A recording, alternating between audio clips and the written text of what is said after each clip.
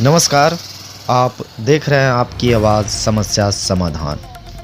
दोस्तों, अगर आप अभी तक मेरे चैनल को सब्सक्राइब नहीं किए हैं तो प्लीज़ सब्सक्राइब करें, लाइक करें, कमेंट करें और शेयर करें। साथ में बेल की घंटी ऑन कर लें।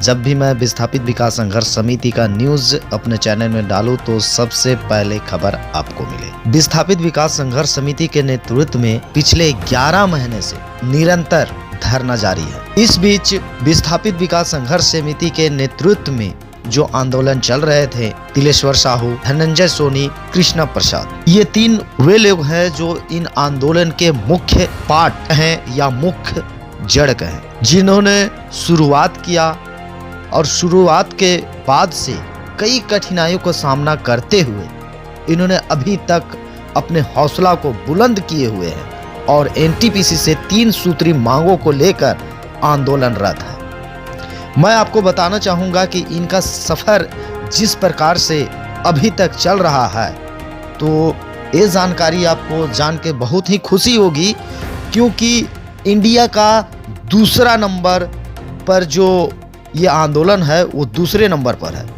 पहला नंबर पर किसान आंदोलन था जो लगभग साल भर चली, और ये इंडिया पर दूसरे नंबर पर आंदोलन है जो लगभग 1 साल पूरा होने वाली है।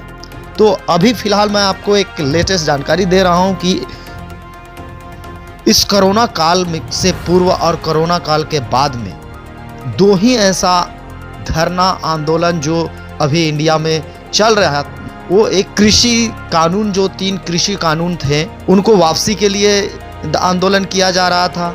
दूसरा जो धरना अभी वर्तमान में चल रहे हैं वो 3 सूत्री मांगों को लेकर चल रहे हैं, जो सिमरिया विधानसभा क्षेत्र, टंडवा चतरा, झारखंड, जिसका पिन कोड नंबर है 825321। यहाँ पर आंदोलन निरंतर चल रहा है। इस बीच धनंजय सोनी, तिलेश्वर साहू और कृष्णा प्रसाद के द्वारा चतरा से लेकर रांची तक का सफर किए, रांची से लेकर दिल्ली तक का सफर किए, सभी जगह से जानकारी इकट्ठा किए हुए हैं, और उसके बाद भी इनको पता है कि हमारी मांग सही है, जायज है, इसीलिए इनके साथ में ग्रामीण भी डट के खड़े हुए हैं। और आज तक इनका जितने भी बार बैठक हुई थी, त्रिपक्षीय वार्ता हो, द्विपक्षीय वार्ता हो, लेकिन किसी भी पर इन्हें एक झांसे में रखा गया और अभी तक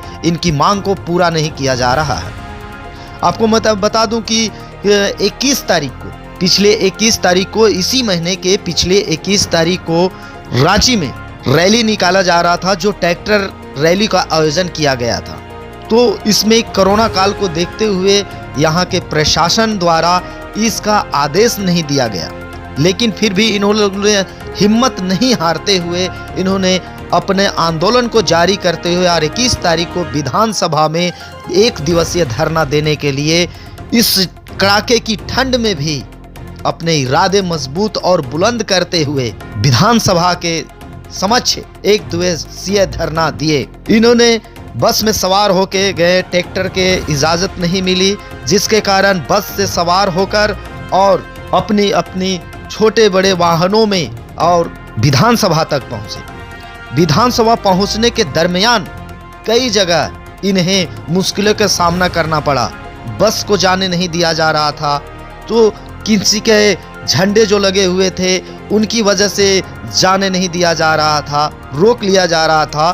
फिर भी इन्होंने अपने इरादा मजबूत करते हुए धरना स्थल तक बस को ले जाया गया और वहां पर 1 दिवसीय आंदोलन को सफल बनाते हुए अपनी मांगों को वहां पर रखें, जिसमें बगोदर के विधायक भी शामिल थे। उन्होंने साफ तौर पर कहा कि आपके मांगे जायज हैं, क्योंकि एक ही कंपनी है, एनटीपीसी दोनों जगह है, 2 जगह है, जो कि आप बड़का गांव के तर्ज में अपना 3 सूत्री मांग को जो रखे हुए हैं कि हमारे बड़का गांव के तर्ज में ही उसी के समरूप में हमारा भुगतान किया जाए, वो आपकी मांग जायज़ है।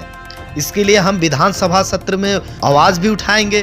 से 21 दिन को संशोधन करके 15 लाख से 20 लाख पकड़ी बरवाडी लेकिन आप भी जानते हैं कि संशोधन जो नीति है इसमें भूमि अधिग्रहण वो केंद्र सरकार करेगी, नहीं झारखंड सरकार की पहले वो समझौता एक हुआ था उसको लेकर संशोधन किया आंदोलन। लेकिन बिल्कुल आपकी मांग सही है कि एक ही प्रोजेक्ट है एनटीपीसी के तहत, एक जगह कोयला निकाला जा रहा है, एक जगह ये पावर सेक्टर के लिए जमीन ली गई है। तो जहाँ कोयला निकाल रहे हैं वहाँ आप अलग मुआवजा देंगे, जहाँ पावर सेक्टर आप कर रहे हैं वहाँ आप अलग मुआवजा देंगे। तो एक ही कंपनी एक ही समय में अगर प्रोजेक्ट ले रही है एक ही राज्य में, तो मुआवजे में ये भेदभाव होना नहीं चाहिए। और टंडवा में यही मामला है, चूंकि यहाँ संख्या सीमित है, वो बल नहीं है, आंदोलन नहीं है। बड़का गांव में बड़ा मसला है तो वहाँ दबाव में सरकार को मानना पड़ा।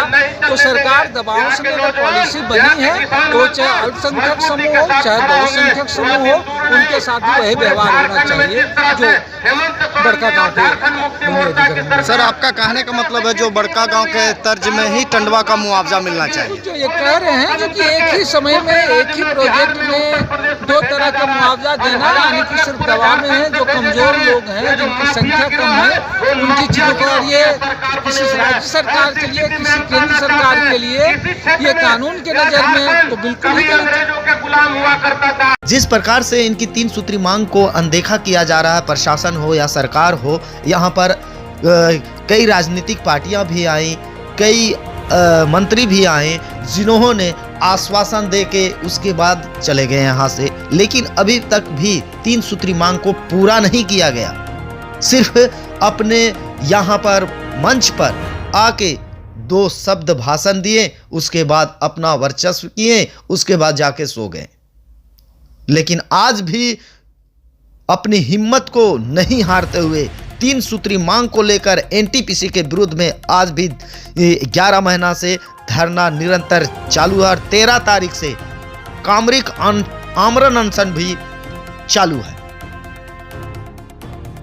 और रैयतों को खून चूसने की काम कर रही है। इसी से क्षुब्ध होकर हमारे छागांव के भरैया 11 जनवरी 2021 से धरना प्रदर्शन कर रहे हैं और 13 नवंबर 2021 से हमारे 2 साथी आमरण अनशन पर भी बैठे हुए हैं, जिसका अभी भी प्लान चल रहा है। लेकिन एक साल गुजर जाने के बाद भी हमारी सरकार को नींद नहीं खुली है, जबकि कई एक बार हम लोग मुख्यमंत्री को ज्ञापन दे चुके हैं अपना 3 सूत्री मांग को लेकर। कई एक बार हम लोग विस्थापित विकास संघर्ष समिति टंडवा के प्रतिनिधियों ने पूर्व विधायक योगेंद्र नाथ बैठा के नेतृत्व में 3 सूत्री मांग को लेकर मुख्यमंत्री से मुलाकात किया। संघर्ष समिति के लोगों ने बताया कि 11 महीने से लगातार हम आंदोलन कर रहे हैं एवं पिछले 13 नवंबर से लगातार धरना पर बैठे हुए हैं, जिसके बाद 15 नवंबर से एनटीपीसी का संपूर्ण कार्य को बंद करा दिया गया था समिति के द्वारा। लेकिन प्रशासन ने बलपूर्वक एनटीपीसी को कार्य को शुरू कराकर गतिरोध बढ़ाने का कार्य किया है। पूर्व विधायक योगेंद्र नाथ बैठा के साथ बात की गई तो उन्होंने बताया कि मैं शीतकालीन सत्र के दौरान क्षेत्र की समस्या को संबंधित मंत्री के पास रखा था। उसी दौरान मंत्री बादर पत्र लेख ने टंडवा जाकर आंदोलनरत लोगों से मिलने की इच्छा जाहिर की और यह तय हुआ कि सत्र के अंतिम दिन जाकर उनकी समस्या सुनी जाएगी। लेकिन अंतिम दिन का सत्र देर संध्या लगभग 7:30 बजे तक चला जाने के कारण असंभव हो गया। तब अंतिम समय में मंत्री ने संघर्ष समिति के कुछ सदस्यों को रांची विधानसभा में बुला लिया गया और उनकी मुलाकात मुख्यमंत्री से कराई गई। समिति के लोगों में आक्रोश भी था और उनकी लड़ाई लड़ रहे कांग्रेस नेता तिलेश्वर साहू को पुलिस के द्वारा जेल भेज दिया गया।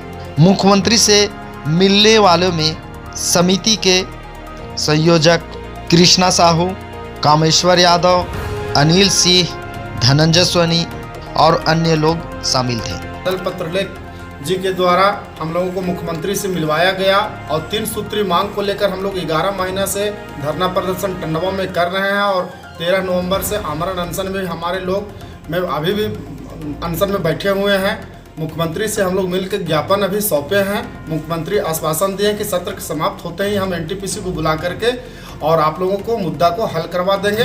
लेकिन वहाँ का जो स्थानीय विधायक हैं माननीय किशुन कुमार दास जी और हमारे सांसद हैं सुनील सिंह जी, उनके द्वारा अवरुद्ध पैदा किया जा रहा है। रैयतों को मुआवजा बढ़वाने में बलपूर्वक प्रशासन के द्वारा एफआईआर झूठा केस में करके हमारे तिलेश्वर जी जो कांग्रेस के प्रखंड अध्यक्ष प्रखर नेता हैं उनको जेल भिजवा दिया गया है और 12 महिलाओं के ऊपर भी एफआईआर कर दिया गया है। वहां का एसडीपीओ शंभू सिंह और सिमरिया एसडीओ सुधीर कुमार दास के द्वारा हम लोगों को धमकी दिया जा रहा है।